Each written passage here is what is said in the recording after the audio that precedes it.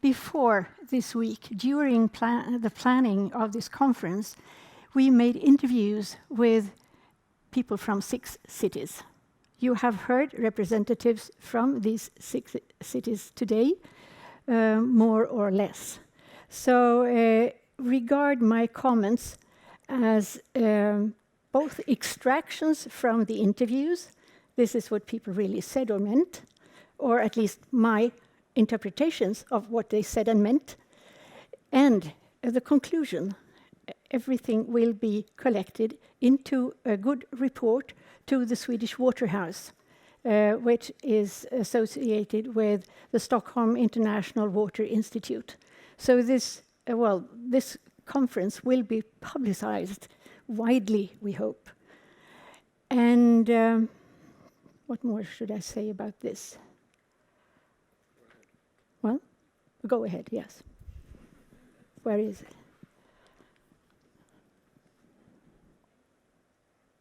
Where do I press? Oh. How do I manage this one?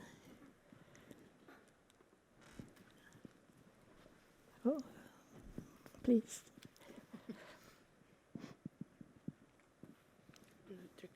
Okay, that's simple. The first interview in this series was with Lykke Leonardsson, and you have heard so much about Copenhagen today. The interview was also made with the city architect, Tina Sobi Madsen, and with the project manager of the Klima project, John Rasmussen. This is what we came to conclude. As you understood from Lykke Leonardsson, the economic factor in the planning process and in the decision-making was very important. And also, you have to keep to reality. You have to have a flexible, dynamic planning. Plans should not be blocked or block process of change. And they have 2 fine climate plans that are governing them. And what is also good, that the inhabitants are always involved in the process.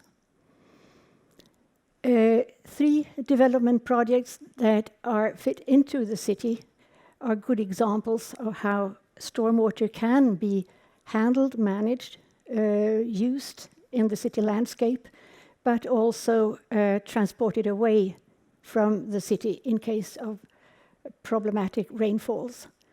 This Ørested was built in the 1990s, and already at that time it had a good infrastructure system for stormwater. The St. Annaplatz, as far as I've learned, is an old city area, and to be able to receive and handle stormwater, they have provided like a rain park or a rain garden in the middle between the houses along the buildings. A nice place to be in, and protecting the streets from getting too wet. And what I like precisely about the Änghavenparken is that the stormwater pipes are visible for the people to touch and look at and understand that, we do need this for a safer city. The New York City was an interesting challenge to get interviews from. We talked to Vlada Kenif and Jamie Steen. Bumi Jung should have been here, but unfortunately she couldn't make it. Their first citywide sustainability plan was launched in 2007, and it is still relevant, even if the new mayor who was installed last year, he has his priorities, of course. He had his special campaign to win the hearts of the New Yorkers. But extreme weather prevention, management, or what you should call it, is still important. Housing and carbon reduction were his first priorities. Housing especially, because New York is a big city, and some areas are, well, getting run down. People move in, more housing, and more housing. So rezoning and adapting old blocks into better living places, and including green spaces. They also have a water demand management plan. And nobody has talked today about water demand management, because that is somehow part of the water, so to speak, the water situation. The city of New York has good access to water normally, but there are, or could be, risks of drought. And then they want to have, well, preset manuals and action programs just in case of problems with water supply. Green roofs are common, getting much more common. The Hurricane Sandy hit forcefully and opened the eyes of many who had still been reluctant to real climate change and real hard rains. What they did or are doing right now more than before is on-land stormwater management. Handle stormwater as best as possible on land to prevent the water to run directly out along the beaches into the sea. They improve and they expand the infrastructure for stormwater where things like that are needed. And they work closely with a plan called RAMP, that's recovery of areas, adaptation to more difficult situations, mitigation, of course, and planning. Climate change and sustainability are really on the minds of people in New York. So in close connection to the climate talks at the United Nations, there was a climate march in September, where thousands of people dressed in yellow and orange and with music and pamphlets and whatever, loudspeakers marched through Manhattan to show the politicians who were discussing climate issues that they had to really work hard on this. Dordrecht, the fantastic presentation this morning, so interesting. We talked to, or had information material from Edwin van Zon and Martin Hulsebosch. Dordrecht is a city in the water, surrounded by water, and they have several interesting development projects. One is the Stadsverven, which you heard about this morning. Let's see if I can get this one. They also have the historic center with the tightly built houses and canals. And what is interesting to me was that already in the early days, people in Dordrecht knew about floods and high sea levels. So the buildings are quite high. The basements are not low and close to the sea.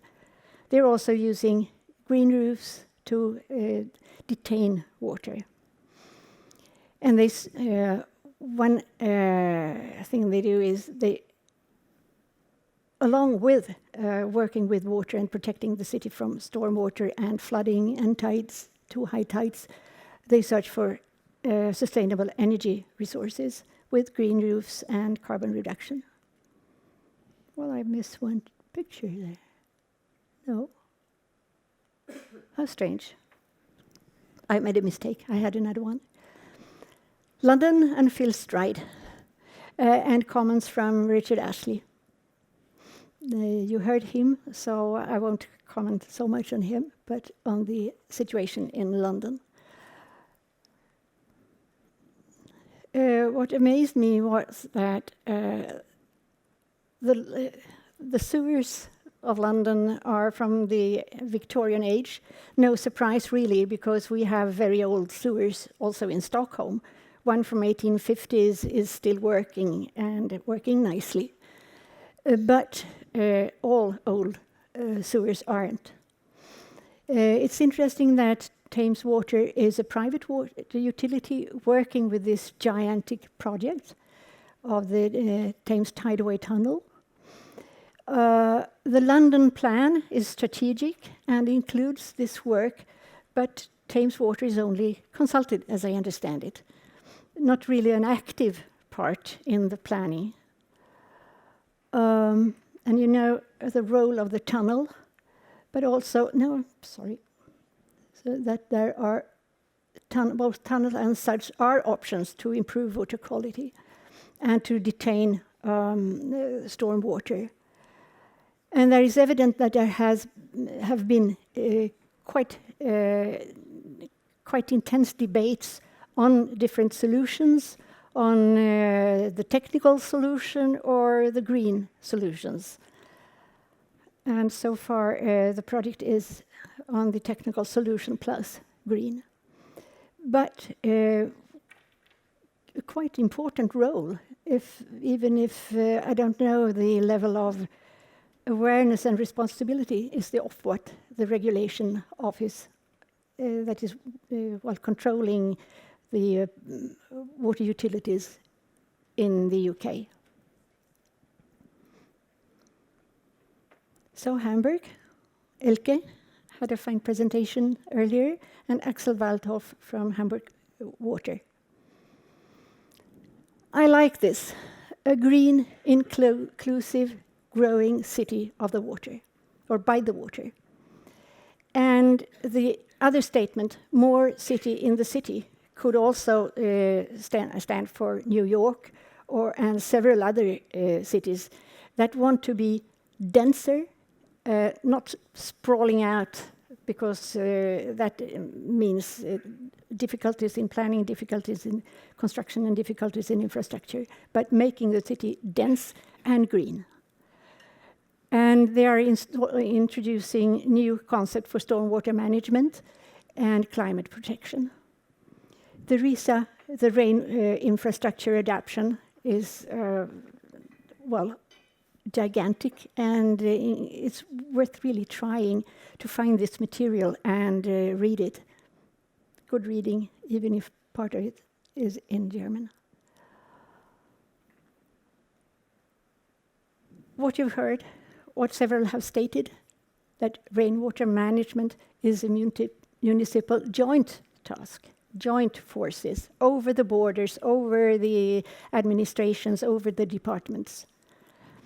The necessity to develop technical goals, the necessity to have guidance documents, how to make it function, how to work, and also analyze the situation, have proper maps and analysis on flood hazard, on flood risks, and problems in that case. They have had for a very long time a building exhibition in Hamburg, a real-life building exhibition, testing in new housing with many different activities, testing new buildings, schools, art, and living in different areas of Hamburg. Quite fascinating and exciting architecture too. And then the important Senatsdrucksache, the political document, the document that will make the politicians understand what this is all about, go along with it and say yes to the planning and the financing. And the comment was, what would you do better if you should restart this project? Well, several small projects are easier to run than one big. So Seattle, Steve, you heard him twice. And we also interviewed Ray Hoffman and Diane Sugimura. And here we learned that it was more important to conserve the resources than extend them. The water sector focus is on increasing performance, making it better, and also reducing the overflows. But development is always compromises of any kind. They have a citywide comprehensive plan that is an umbrella document, and all 4 goals, that means sustainability, growth, carbon reduction, economic development, and so on, are important.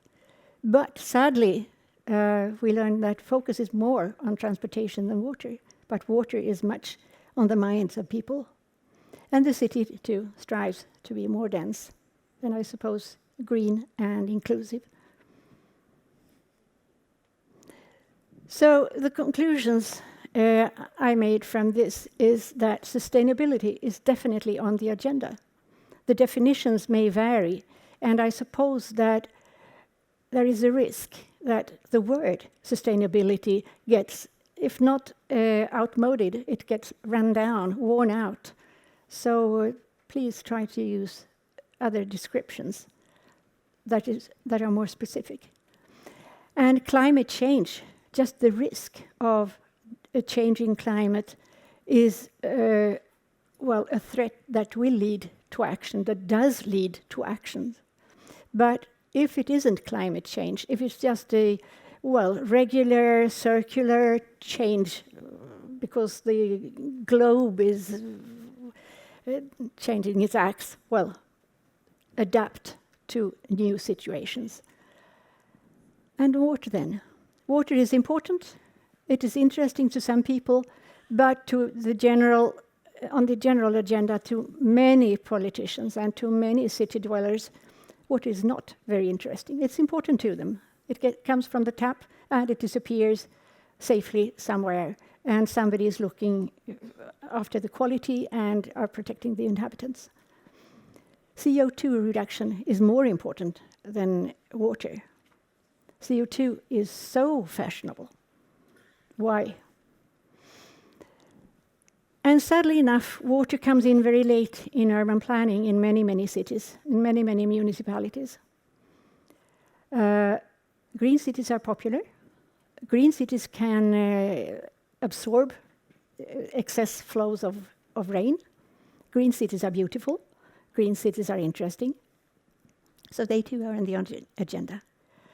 And there are many different ways of managing stormwater. There is no one solution. There are many solutions and many combination of solutions. But what I miss, and this is, a personal question to you all, where is modern rainwater harvesting? I met a professor from South Korea. He constructed a very interesting thing in Seoul, the capital of South Korea, on a very swampy land that belonged to one of the universities. He made it possible for the city and private builders to construct 4 high-rise buildings for apartment buildings, and it was really the place to live in Seoul. He installed rainwater harvesting in these buildings and had 3 tanks, each containing 1,000 cubic meters of water. That's not much, 3 tanks in each building. 1 tank was always full.